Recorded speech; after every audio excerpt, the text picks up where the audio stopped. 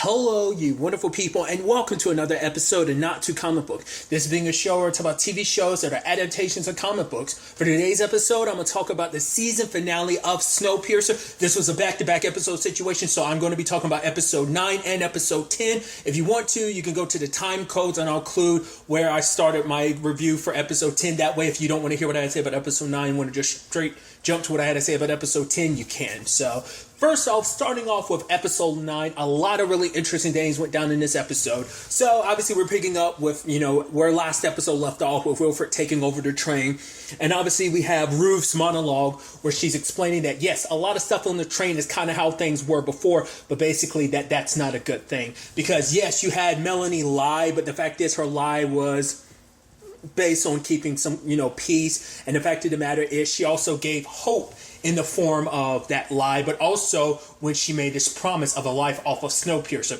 You had Andre using hope to get people to fight for their own freedom, but now that's all gone. Now you have Wilfred leading with an iron fist that nothing's the same, because the fact is that, well, in fact, everything's kind of back to the way things were operating before, like at the very beginning of the series. The lies that Melanie kept, like running things like Wilfred was, we're kind of back to that. But obviously, where things are now, Ruth doesn't want things to go back to the way they were anymore. She likes that the way things were under Andre, like that was where people got to make decisions. Now it's just someone ruling over them making those decisions. So obviously we have Wilfred playing very close to the vest, only a few people knowing what's what. I say the only people that know are Audrey as well as Kevin, as he's like preparing the surprise. And obviously Ruth having to, play the role of hospitality. She's obviously, trying to figure out what it is that Wilfred has planned. And obviously got this big surprise, but he's not letting anyone know about it. And then we find out like a lot of Wilfred's people have been going around getting people's medical records. And it seems like he's dividing them up between the young, the middle-aged, and as well as the elderly. And at first, the moment that happened, I was immediately like, oh, are you going to plan on killing the elderly? Because unless you are able-bodied, then you're of no use. That's what I was wondering about. But we'll get to that later.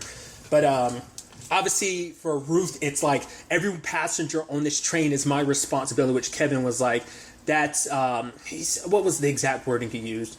It was like, that's unfortunate or something like that. She's like, Kevin, they're all my responsibility. So leave this to me. We'll come back for your questionnaires later on, because it's like, how many of you are unticketed? Because they're saying like, oh, this is for historical records, so we can find out. But it's like, you're going back to the way things were before. You're dividing people up, They fought so hard to kind of get rid of this class system, and now it's kind of being reestablished, or at the very least, it seems like it was, So all the while, he's spending time with Bess as well, because the thing is, like, he's calling Bess up, and it's like, well, what does he want to talk to me about?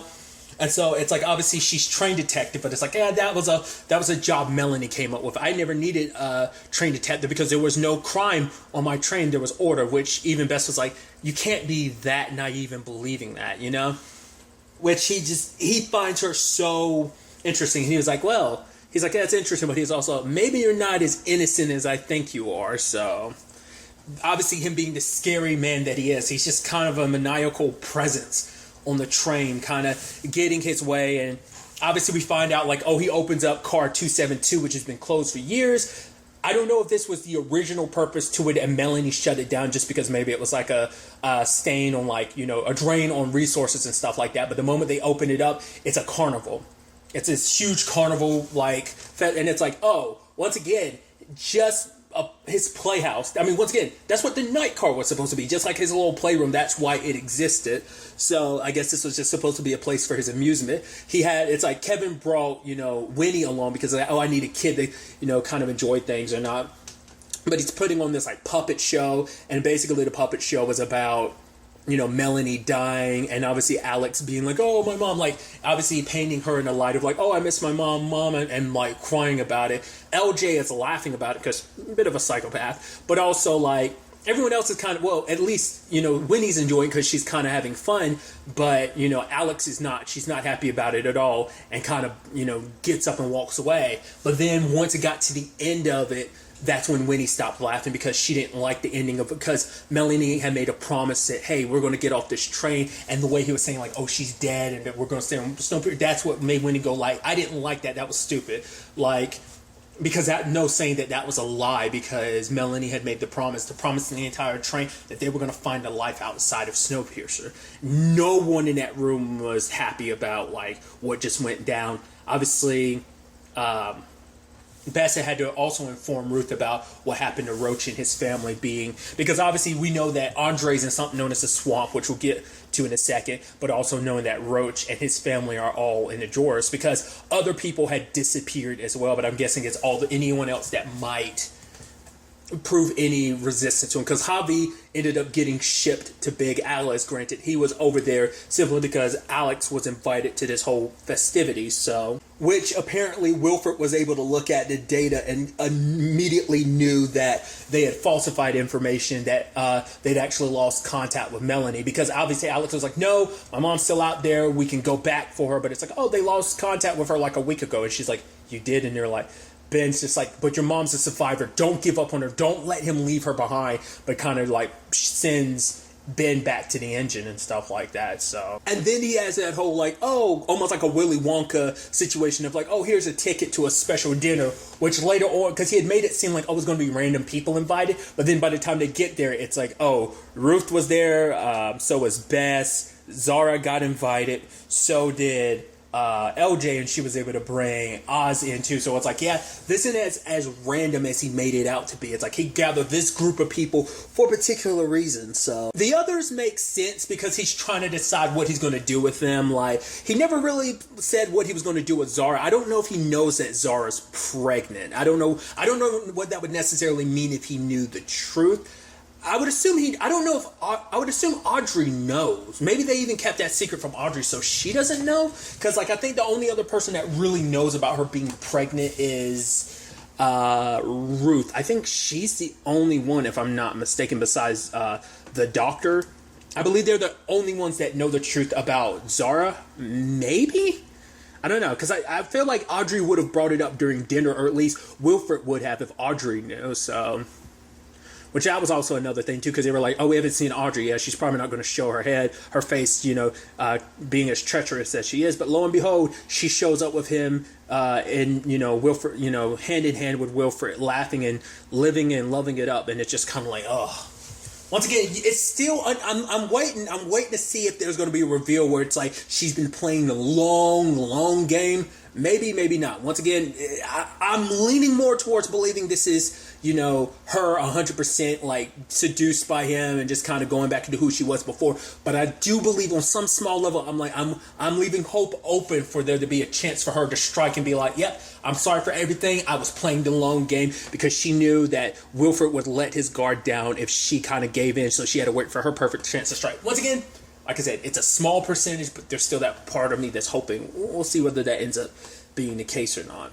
Then you also had them putting on that music performance and just once again just like ha ha ha ha ha, and everyone else around them is just so miserable, being like, all right, let's just cut the BS and let's get on with this. Obviously, it's like, oh, Alex, some of you other people are familiar, but Alex, do you know this is Zara? It's like, yeah, I'm Andre's partner. Once again, made sure not to include the whole pregnant thing because they don't want no one even to know. So that's why I'm like, definitely only a select few people know. But I think that kind of solidifies my answer. But it's like, oh yeah, but they are divorced. But it's like, oh, Telly divorced, divorce on a train or whatever. Like Audrey made some snide comment, because for Zara, it's like she ran the night card for so long, so she knows everybody's dark secrets. So many people opened up for her just for her to use that against them now. And then at the same time, you had LJ kind of running her mouth about Melanie, which, everyone was kind of telling her, like, yo, be quiet. Even Oz being like, yo, maybe you should stop, LJ. And it's like, yeah, I found out her secret, that she's a liar. I found out about her secret, and because of that, she ended up overturning my, and made it so I was not guilty. But then Wilfred was like, wait, if she had to overturn it, that means you were guilty. And in that moment, like LJ started flipping out. She's like, no, because it's like, you shouldn't. He's like, right, because that would mean you would be guilty of cutting men's penises off, like I'd heard. And she was kind of nervous, which Oz tried to be like, yeah, she made mistakes in the past, but all the good hard work that she's done up till now is showing how much she's grown as a person. Because at first she was like, oh, good, and like, it's like, I guess I'm so relieved to know that that's not the case, because LJ messed up, because it's like, considering Wilfred's roles, it's like, oh, you were guilty of something, then you would have to pay the ultimate price. And it's like, oh, if you're telling me you're guilty, that means you have to die. Because on some level, she thought like, oh, like, he's like, oh yeah, I knew your parents and stuff like that. Because he was also talking about like, oh, you're the same girl that stabbed her dad in the eye with a fork, which is like, right, can't forget she did that. But it's a whole situation of, I think in her mind, she thought like, oh, once Wilfred's in control, it's like, yeah, like, I'm going to be taken care of. I'm going to be fine. Like, we know each other. Like, we're kind of on the same level. But it's like, no, for Wilfred, it's like, unless everyone's beneath him. No one's on his level. Doesn't matter. Even Audrey. Audrey's not on his level. Audrey's someone that, truth be told, is I think even in his mind, it's like, you pleasure me and you remain by my side, but you will never be my equal. Like, no one's his equal in his mind, So LJ nearly got herself in big trouble, but then he's bringing up Oz. He's like, oh, like, what do you bring to the table? And then Oz proceeds to get on a piano and play. I was actually scared for Oz, because I was like, oh, Wilfred's not going to like the fact that you're outshining him. Audrey was almost kind of like, huh. And everyone else is kind of like tearing up a little bit, because I was like, yo, listen to Oz, your boy not only killing it with the piano, singing too. You're like, oh shit. It's like, because at first they're like, can he play? It's like, I don't know. And lo and behold, he killed it. But like I said, I immediately was like, oh, Wilfred's not going to appreciate being shown up. But it seemed like he was okay with it. But then he was like, oh, Audrey looks like he got some competition. She's like, yeah, I mean, good. I mean, it was great. But I mean, someone's like, oh, so it's not him worried about being shown up. It's Audrey, because it's like, if he can find someone better, then like that's one less use he has for her. And if he doesn't have a use for you, he gets rid of you. So I think like Audrey started getting legitimately nervous at that moment, kind of proving my point that like even she, yes, she's important to him up to a certain extent, but the moment she stops being something like, oh, you're not as entertaining, you're not as fun, and like, oh, I can have Oz play for me and kind of upshow you because he's actually better at this than you, competition and all that, that I think it lowers her value at least a little bit, and he's more likely to try and get rid of her because of that. Which even had Alex kind of snapping at him, because it's like, because Ruth, he's telling Ruth, come sit down. I think that was after the fact, but it's like, don't listen to him, Ruth. The fact of the matter is, do you want to know why he's looking through everyone's medical files? There were actually 200 people on Big Alice until he did a culling. Men, women, children, he killed them all because he realized like they had so little resources. So he basically, the way he's making it sound is like it was almost like a Hunger Game, but it was more like probably more on the lines of Thanos. A more selfish Thanos. At least Thanos justified it by being like, I'm killing half the universe, but I'm not picking direct people to do it. I'm just killing those that need killing, essentially, just at random, so that those who remain can survive. It's kind of a similar thing, but I think for him, it's just, once again, he kind of gets off on people. Obviously, he did it with Kevin, he did it with Audrey, like getting them to cut themselves. So the way a calling makes me think it was like a battle royale, like I said, a Hunger Games type of situation, battles to the death type of thing. But it seems like more specifically that he killed them. Now, whether it's like he ordered the kill, or whether he directly had the kills done himself, like whether he did it himself, it's hard to say. But so it is kind of what I thought it was, like getting rid of the weak. So he probably is trying to look like, okay, who's strong and who's not. All right, the strong will survive. Men, women, children. If you're weak, you're dying. So probably like a lot of the elderly probably die. Because we haven't looked at a lot of Big Alice, but from what we saw of it, it didn't seem like there were too many elderly people around. And that's probably why. Only like the fit and strong were left to survive, And then there's the whole scene with Ruth where he has her sit down. It's like, no, you've worked hard enough. Sit down. So, Kevin, I want you to sit down too. The fact of the matter is you both do such a great, fantastic job, but there's only one person that can be head of hospitality. So I was like, oh, at first I thought he's going to have them duel it out. I was like, oh, they're going to have to kill each other. I was like, oh, because I was nervous for Ruth. I was like, oh, please don't tell me he's going to try to kill Ruth. Please don't. But it's like, okay, actually, Ruth, you get the job, which Kevin was like, wait, what? But then it's like, okay, and your first duty is, you get to stay by my side, just like you've always wanted. And now I just need you to make an official statement saying that Melanie's dead. And obviously for Ruth, it's like, she debates it for a while. And for her, it's like, I can't do it. Because Melanie is their hope. She's not going to break hope for this entire train. Like, even though they don't know if Melanie's okay, they want to believe it. She wants to believe that Melanie's still out there and alive. Melanie's still holding the hope of the train, for a life outside of this train. And for her, it's like, yes, this is all she's ever wanted. This is all she's worked for. But even she's like, that's not enough. Like, I believe, in a future outside of this train. I don't live just for this train. I live for its people. Whereas Wilford lives for the train itself, and what that means for him, once again, being kind of, once again, this God figure, the heart of the train, essentially, the head of the train, the heart of the train, everything about the train, being everyone's savior in that regard. So she gets stripped of her teal and her position, and she ends up getting sent to the swamp with Andre, which as she's walking through, like, people are like throwing crap at her, because it's like, once again, the train hasn't it's like, yeah, we got all we want, because it hasn't happened yet. They haven't lived under his reign enough, because a lot of them probably looking back on it like, oh, it was so much better under Wilford's reign. Even though it was under Melanie's lie, that's where things were perfect. Like, they haven't seen the ugly side of things like the other people are. Like, everyone else is drinking the Kool-Aid and hasn't seen the terrible price that has to be paid for that. They're just worried about, like, what's theirs and protecting what's theirs, and not looking out for their fellow, passengers on this train. But since I brought it up earlier, I still hadn't really talked about it, was Andre in the swamp. Basically he's shoveling all, like, the shit that kind of gets sent out there. We do see that he is slowly, like, picking stuff out of it, stuff that he feels like, oh, this might be necessary, so he's stashing some stuff away, like a piece of glass as well as some other stuff, kind of biding his time. Obviously at one point in time, Wilford came down there to gloat, because for him it's almost kind of like he's almost questioning why, like, he won't have the trains, like, oh, I'll have the train support and stuff like that. But Andre's like, no, you won't. Like, the fact of the matter is, and it was also I think it was a point that Bess was saying, that no matter what you try to do, like, even if you've got Andre locked away, like, there are going to be plenty of people still on this train left to fight you, who keep up that fighting spirit. But also for Andre, it's like basically that hope, like, no matter what Wilford tries to do, because he tries to rule with fear, that will never get the entire train on his back, and his side. And it's like I said, I think on some level he thinks in some way like his approach to things will make people love him, and it's just like not the case. And even if they do, it's a very shallow love, because it's a love born out of fear, not out of genuine hope and belief in him, so that's why I think it's just so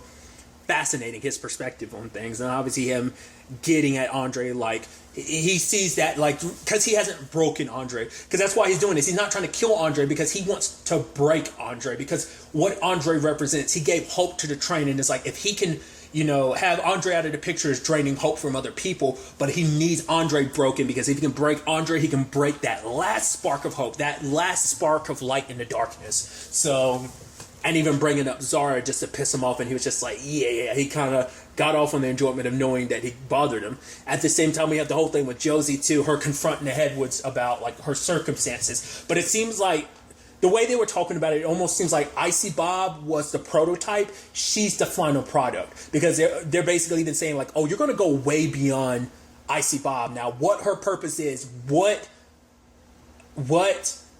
he's going to want for her, who knows? Because I don't know if it would, because I was wondering if she's going to be like a breachman or something like that. I mean, it's like, he did go through the trouble of basically killing most of them. He's only got one breachman left now.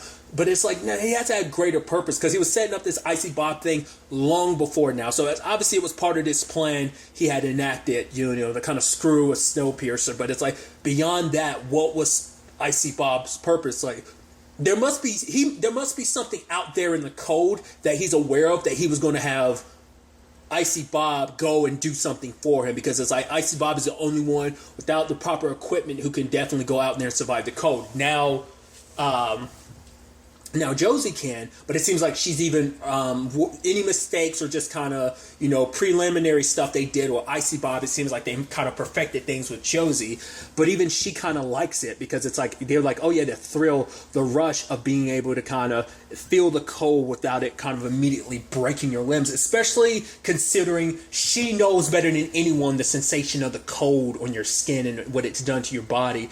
Like she knows that sensation better than anyone, and so to have it so that you're able to kind of feel like, oh, it not affecting you like that. I think it triggers something. It's something in Josie that, I mean, because I think naturally everyone would have a certain reaction to it because it's like, it's the cold. It's something that's been, a fear for them, this thing that could kill you at any moment in time because it's so damn cold. It could freeze you and kill you in an instant.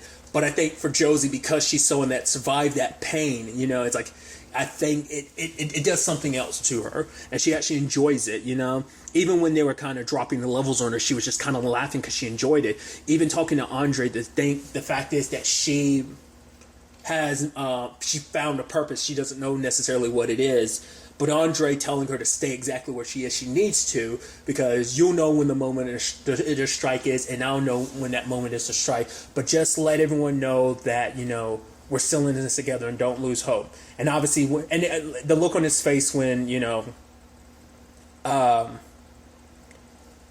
had Ruth kind of putting there with him, and she's like, what kind of hell is this? You can see this, like him kind of being enlightened by it, because it's like, hey, once again, this two odd pair, like obviously where they started at to know that they'd be here in this moment together. And for her, she's kind of giving up, where he's like, oh, I've never took you as a quitter,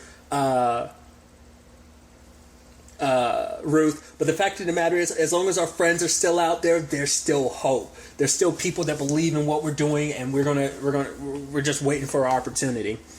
Then you had, because earlier in the episode, you had Bess kind of like talking to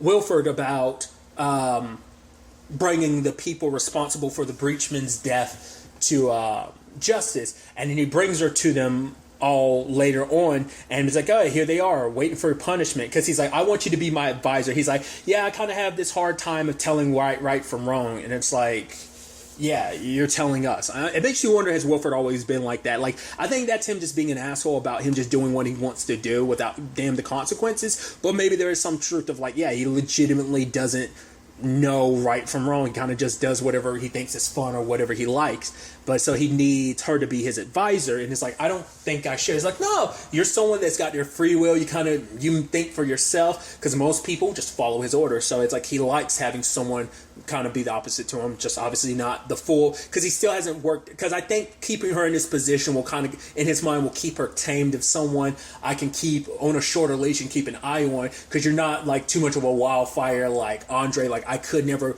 because that man will always be gunning for my throat. At least you will kind of be at least a little more calm about it, so I can keep an eye on you and kind of, push and prod you before you'd actually probably go nearly as far as Andre would. But obviously, even despite what they've done, Bess is like, no, they need to be put on trial first. That's justice, not just straight up killing them. And it's like, oh, really? She's like, I'm advising you not to kill them. And he's like, well, thank you for your advisement. You might want to leave because you're not going to like this next part. And he does it anyway, because it's like, I figured as much. It's like, yeah, you're going to be his advisor, but it's like, unless you say what I want you to say and what I want, it's like, yeah, you can say whatever you want. Unless you agree with me, I'm not really going to listen. And even if you did, he made up in his mind that this is how it was going to end. He just was, I think he was almost hoping that Bess would make that choice on her own, and he ends up killing all of them, which is sad, because it's like, for them, it's like, wait, you all did this. You all, if only the rest of the train could see that, because it's like, these are people who did this because, and this also kills any, people, because also it's like, it's not about punishing them, it's also about, in twofold. In the twisted way, it's almost like he is punishing them, because it's like, oh, you committed this crime. Like, the fact of the matter is, all it took was me simply telling them and asking them to do this. It's like, man, that's so twisted of them. All it took was me saying something for them to do it. But that's the effed up thing. They did it on your order. They believed in you so much, so if only the rest of the train could see that these people who were so loyal to him finding out that, yeah, they were the ones responsible for everything, not the tailies as everyone else wants to believe. But it's like, these people, that's kind of the saddest thing, dying in that moment knowing like, wait, we did this for you and you're doing this to us, that their belief in him wasn't warranted, that he still ended up punishing you because, ironically, you committed a crime, you killed people, so he wanted to kind of almost use you as a lesson. So also showing you, once again, just how crazy and wild he can be, and it's sad. Like, yes, they needed to be brought to justice, but not like this. Once again, could have been LJ and Oz with the way things kind of played out. It's like, you never really 100% know what's going through that madman's mind.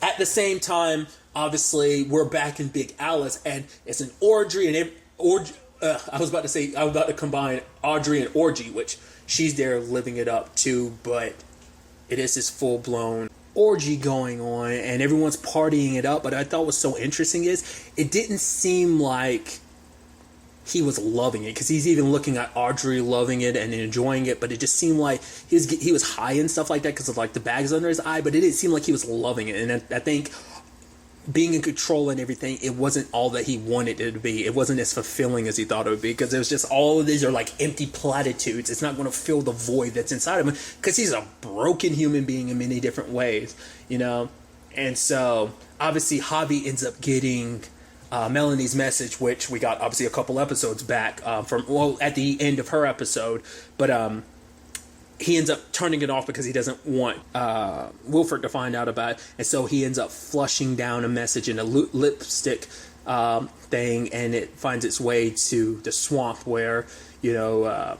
Ruth reads it and passes the message on to Andre. So it's like, hey, like, that means Melanie's still alive, which is interesting because that means we still haven't gotten to the end of Melanie's episode where the train is going by and you have Alex being like, Mom. So that might end up being earlier in episode 10. I should also note, like, I'm not watching these episodes both at the same time. I'm watching these one at a time. Actually kind of watching this earlier. It's a whole thing because it dropped on Hulu early for whatever weird reason. Okay, I'm not going to complain about that. But regardless, my point is, like, that moment at the end of that episode, what was that, episode 7? Miles Away from Snowpiercer or something like that. Might even been like episode 6 or something. Regardless, that episode is probably most likely like, that end of the episode might be earlier in the episode, maybe not. But obviously Andre and Ruth, now knowing this, it's like, all right, it's time to kind of to be thinking about finding a way out of this. So it's definitely going to be interesting to see where everything ends up taking us going forward into the season finale. Like I said, I'm watching this early, so the episode actually doesn't air.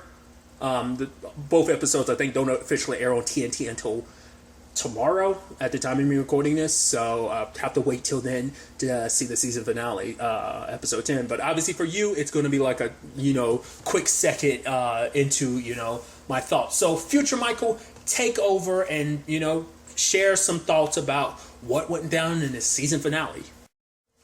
And now moving on to episode 10 of Snowpiercer, a great episode, a great season finale.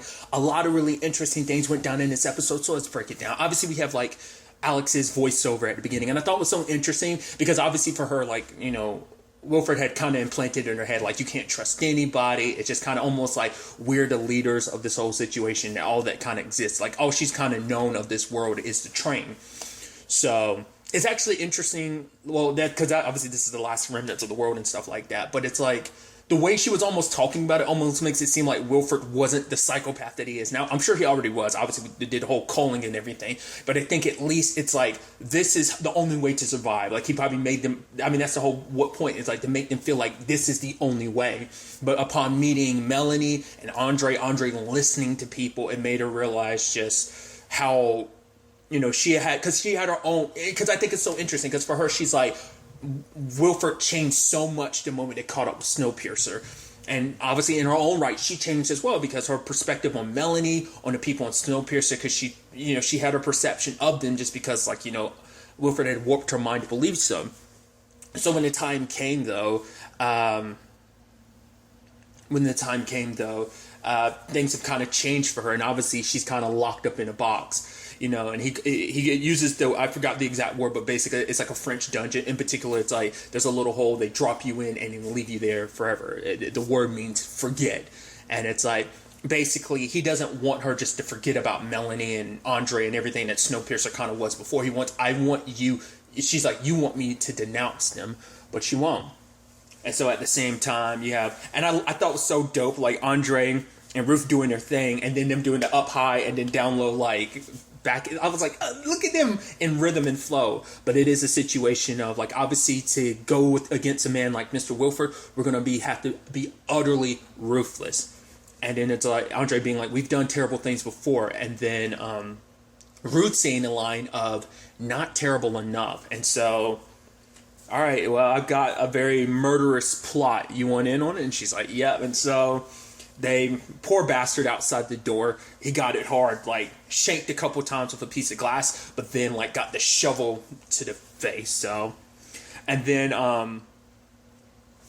obviously Alex lets him know about Wilford's like secret passage to his bedroom. I love the whole situation of like Andre's like, all right, counting down. It's like 1, 2, and she charges, and Andre's almost like, well, what's the point of me counting? And she goes in, she kills one guy, Andre kills the other one. And Javi's freaking out, and she's just saying, calm down, it's just hospitality killing a man. It's like, yo, new experiences all around. So obviously they've got their plan to, you know, try and take back the train. Obviously let Ben know like what's happening. Alex ended up getting set free because she feigned ignorance to she placated Wilford. And also, like, once again, things aren't 100% the way he wants them to be. It's like, oh, it's time for work and stuff like that. Yet Audrey's over there passed out and stuff like that. And it also turns out I was wrong, because like I said, it wasn't really sure, but it turns out, I guess that's why he invited Zara to the dinner, not only just because of her Andre connection, but also because, oh, she's also having his baby. So I guess he knew, but he just never brought it up directly in a conversation. Maybe if I went back, I'd probably see the context there. But Kevin was kind of like saying that, like, he was basically threatening her, and then like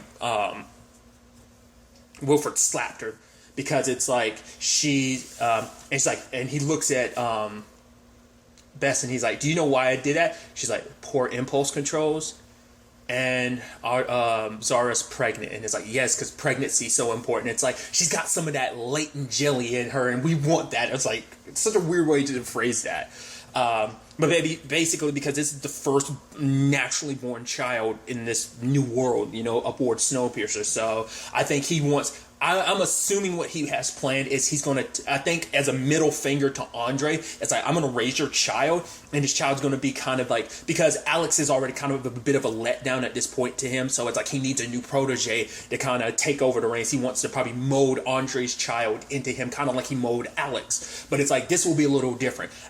It's kind of almost like a Thanos thing, where like Thanos said, I made the mistake of leaving half the population who remembered what life was before, so they're going to fight tooth and nail to get that back. So now it's a different situation. So maybe part of me thinks because she has memories of Melanie, like she got sentimental, and was it like all he did to kind of warp Alex got broken immediately the moment she spent enough time with Melanie. So maybe in this situation, it's like, oh, I'm gonna take Andre's baby and I'm gonna warp. Like, I don't know. I might be reading too much into it, because I guess it also makes it seem like, oh, like I have something like, oh my god, like not only will you celebrate me, but the fact is we're helping bring in the one baby that was naturally born aboard Snowpiercer, because there haven't been any. So I think that alone in itself, it's like he can get people to rally behind. But I do like to believe in it, because he's a diabolical bastard, as a butcher says, diabolical, a bastard that he is, that he would do something like that, try to like raise his baby as his own, like I said, to also replace Alex, who's no longer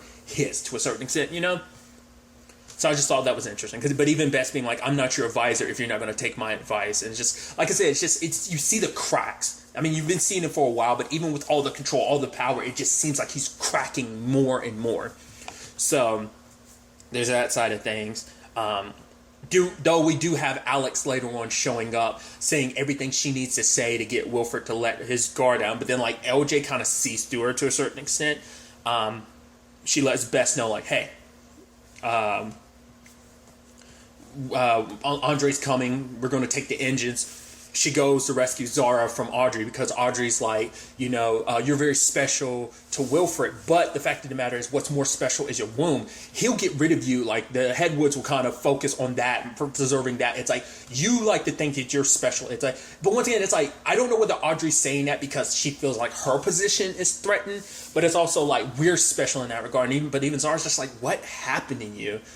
And then, Bess coming in, knocking her out and letting her know, it's like, hey, Andre's coming, so let's do everything. Hobby's kind of holding down the fort on Big Alice. He had let Ben know what's what. Ben set up his situation, got the guard out the room, and went toe-to-toe with Sykes, and she proceeded to kick his ass. It very much actually kind of reminded me of, like, Nadine versus Nathan on Uncharted 4. It kind of reminded me of that, like a super one-sided fight. Everything he's doing, he's like, I don't want to hurt you. She's like, do you even know how to use that? And she's like, let me show you. And the moment she said that, I was like, oh, she's about to mess you up. And she messes him up bad. But he just waited for the moment, like, being able to switch the track, because it's like, that's their plan. To go back for Melanie. They were hoping to do it without Wilfred being able to notice. They got Boki on board to kind of go out there as a breachman to be able to kind of, obviously he's well equipped and knows how to deal with the code, so grab Melanie and everything. I thought it was really interesting too that moment in the once again I believe it's the end of episode 6 is what I'm thinking of, that the end of that, it might even be further back. I'm fairly sure it was like episode 6, like obviously like the whole like many miles from Snowpiercer episode, but I believe so, it was episode 6 that at that point what we saw at the ending hadn't happened yet. Because at last episode I was thinking like it was going to happen near the top of the episode. It actually happens like midway through, interestingly enough. It's just interesting to kind of line up the time frame and stuff like that. It just shows you just like how much time went by. I mean, to be fair, you don't know the exact time frame, but it also shows you just like how much went down on Snowpiercer while we were, on that one episode with Melanie. Well, to be fair, that was making up for all the episodes she had been gone and all the time frame she had gone. So it also showed you, like, obviously, in that time frame of a couple episodes, a month had passed. So you kind of lose track of time, like, over the course of Snowpiercer, not really knowing, like, how, like I said, necessarily how much time has passed. But it was just interesting on that front. But sadly, LJ kind of called Alex out because she could tell Alex was kind of placating, because obviously it's like the engine room had called and pretend like she's calling the engine room like, oh, everything is okay. Yeah, he's looking at me. Everything's, but LJ being kind of smug as she is, I guess she's trying to fit. She's trying to be the new Alex to a certain extent. It's like, oh, you've lost his good graces, but I'll be in his good graces until he I don't know. He's placating, he's playing that whole thing last episode like, oh, phew. And because if you were responsible, it turns out, oh, you're not guilty for the whole cutting off people's penises thing. Like, I get the feeling like he's so, as Beth said it best, he has impulse control. So I don't know for sure, like, whether he knows she's guilty but he's willing to let it slide, or whether it is he's so psychotic. It's like, oh, you said you're not guilty. Oh, you must not be guilty then. So I'm going to let you live. But it's like he so easily flip on a dime that I'm like, but to be fair, they're kind of a match made in heaven, because she's kind of got to screw loose herself to a certain extent. But it's like she was kind of getting smug, because I think for her it's like, oh, now Alex is out of the way, now I get to kind of be his special girl in that regard, even as Audrey. But still, like, I don't know, like LJ, I guess she feels like she's in a prime and prestigious position again, or something like that, kind of like she was before. I think maybe, I don't know. It's hard to say what the hell LJ wants. She's so damn chaotic. It just seems like that's all she wants. At least even in his chaos, you kind of get what Wilfred wants. It's clear that he just wants to be top dog. He wants to reign supreme. He doesn't want anything to threaten this sanctuary that he built for himself, that he's just kind of let other people on board. Once again, it's like he even saying to Alex, you should be grateful to me. Melanie should be grateful to me, because if it wasn't for her, she wouldn't be alive right now. It's like, once again, this is my train. You are all just welcome passengers, And even Alex standing up to him being like, you could never be the leader she was. And he slaps her. She proceeds to take a razor blade out of her mouth and slice his throat. I was almost hoping she'd go for the jugular, but, well, who knows? I assume the fact is he's still alive and they were able to kind of stop it, that maybe she didn't hit an artery. It caught him off guard, definitely. So she managed to get away on that front, because he found out ahead of time and ended up speeding Big Alice up. And no matter how much, Ben tried to brake, it wasn't enough. At the same time, after getting stitched up for his wounds, it's like, all right, Josie, you got to get to work. And so he wants her to tank the engine, and it's like, you're not coming back in until I get that engine. So they missed their opportunity to get Melanie, so now it's like they got to find a way to kind of circle back to her. I had skipped over it too, but I love that like Ruth ended up finding Wilford's tub, and just, you know, Andre been like, you first, Ruth, which is actually messed up when you actually think of, no, it messed up in their sense, but they don't know what goes on in that bathtub of him making people slit their wrists like he did Kevin and Audrey. So it's kind of like, oh, that's actually a very depressing ass tub. If you knew the secrets that tub holds, it kind of messed with you a little bit. Once again, it seems like they're the only two, because I guess, once again, he only does that for the people he's really taken an interest in. So it doesn't seem, at least we're not aware of anyone else he's done it for. They've only made, I guess that just showcases how special Audrey and Kevin are in his mind. But nevertheless, for them, they were unable to kind of take the engine, sadly. Javi tried to hold them off, you know. And, you know, Wilford's people were beating him down, and Javi was like, you need all the engineers you can get, and he sticks his dog on Javi.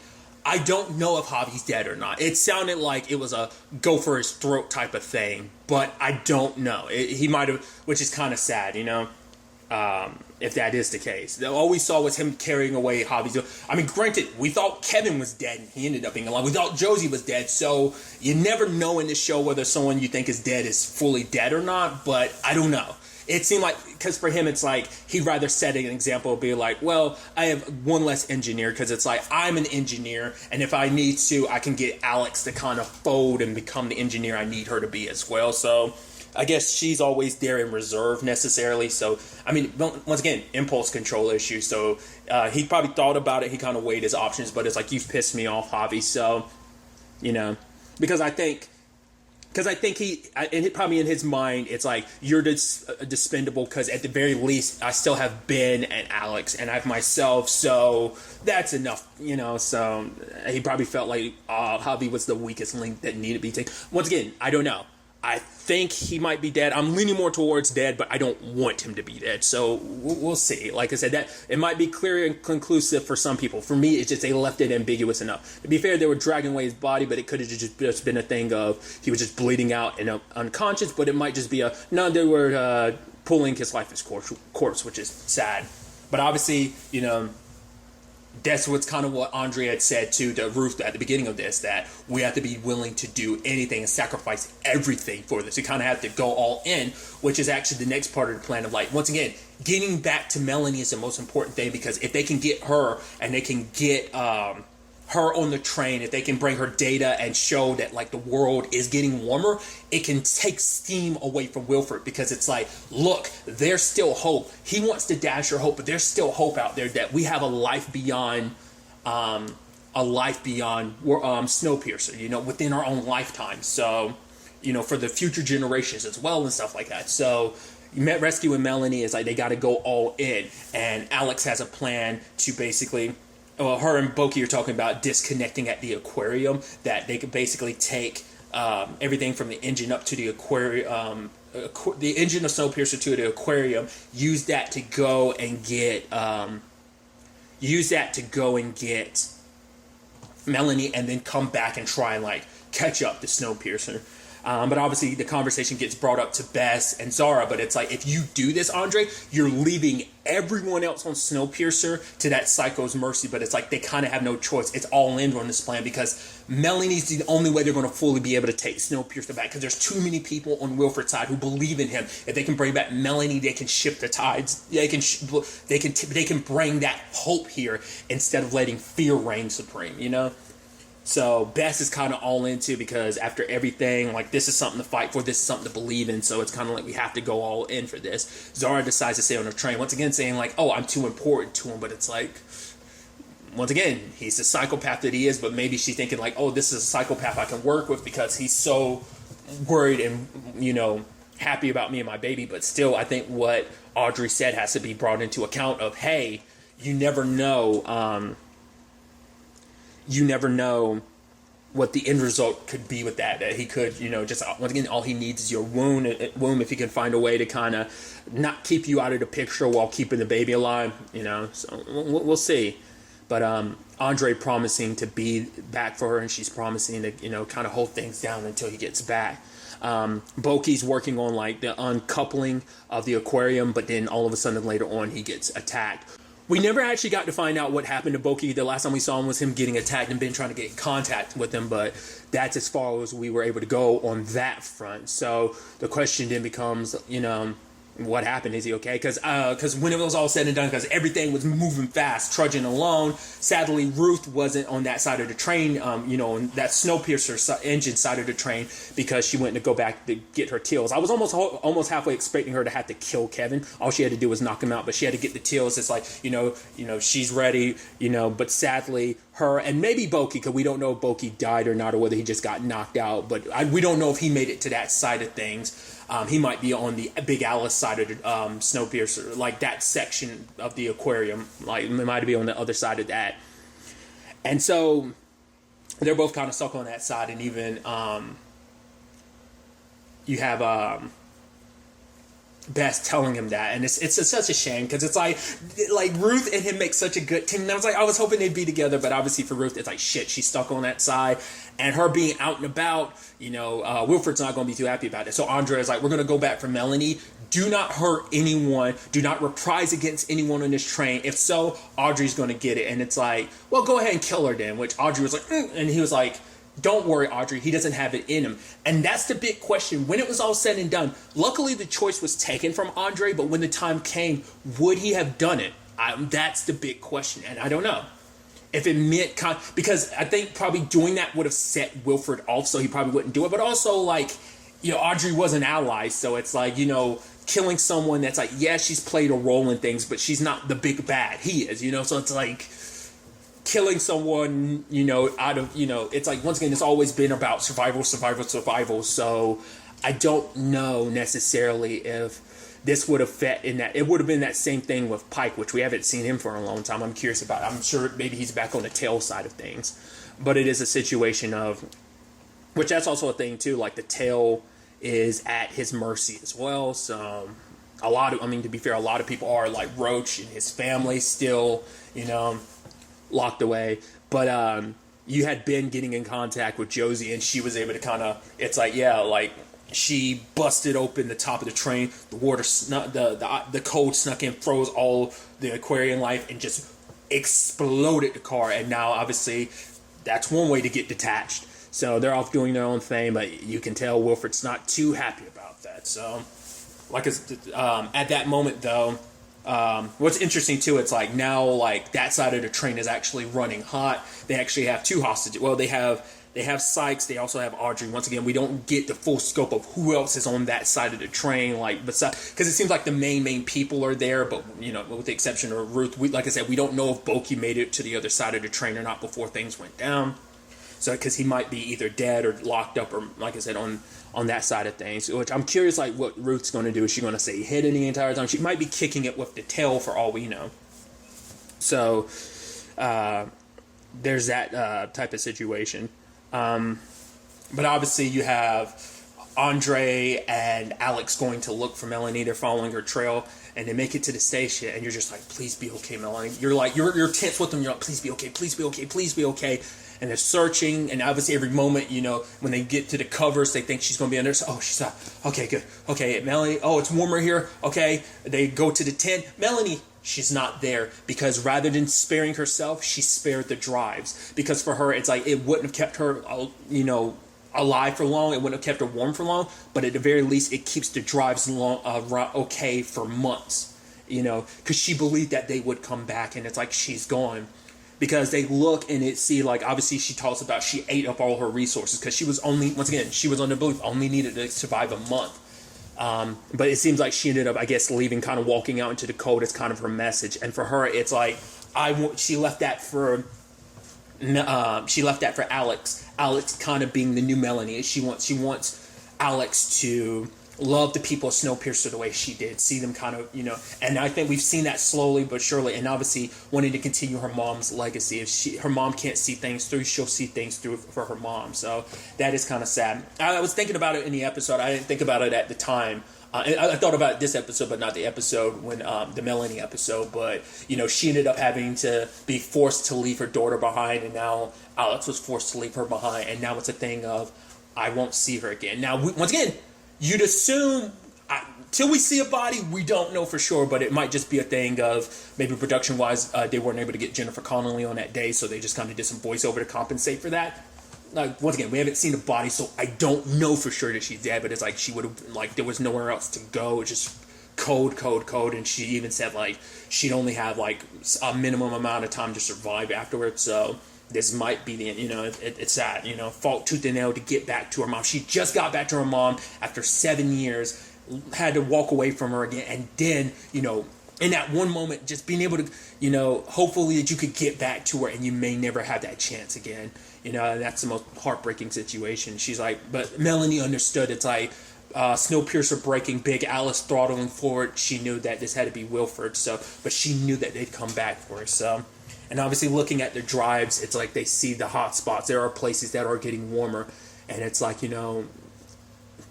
this world is returning to a certain extent. So we have Melanie's data. The fact of the matter is she sacrificed herself for us for this. So showing it to Josie, who's obviously on this side of the train as well. So it's like, all right, let's get back. Let's go back to Snowpiercer. Let's take it back. So it's going to be another.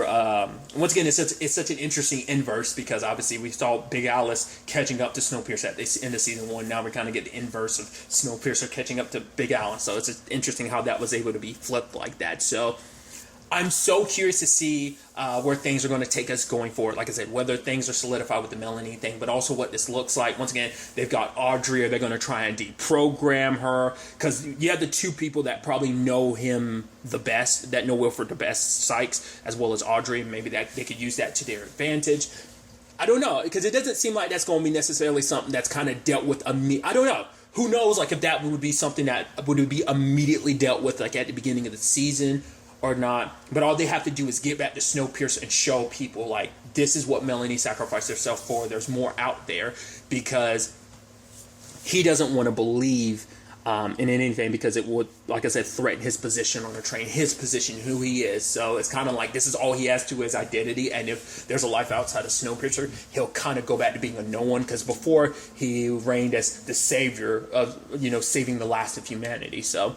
Also, it's going to be interesting to see what the Snowpiercer situation is going to, that side of things, of the train, like what that's going to look like, like I said, with Ruth, potentially Boki, and just everyone else, anyone else still stuck on that side of things, like Zara, like how long will it take for Snowpiercer to kind of catch up with Big Alice, like what has Wilford done in that time frame? Has he continued to be has he gone completely psycho and run rampant with his tyranny? Did he do the exact opposite of what Andre asked him not to do? Not there to be any reprisals and stuff like that. We'll ultimately have to wait and see. Obviously, the show has been renewed for a 3rd season, which I'm so excited about. I'm so curious to see, like I said, with just the way this season ended off, like where getting back to Big Alice will be. Because obviously I'm sure he's going to try his best to make it so that Snowpiercer can't catch up with them, but they went along with this plan knowing that they had what was necessary to catch up with them when needed. So it's going to be interesting to see where all of this takes us and also what this future looks like. What the future looks like now that they know that the Earth is getting warmer. We'll ultimately have to, wait and see, but I'm excited to see what Season 3 has in store for us. But really, that's all I want to talk about. Until the next time we meet, be happy, be safe, live life to the fullest, and enjoy it. Good day, and goodbye.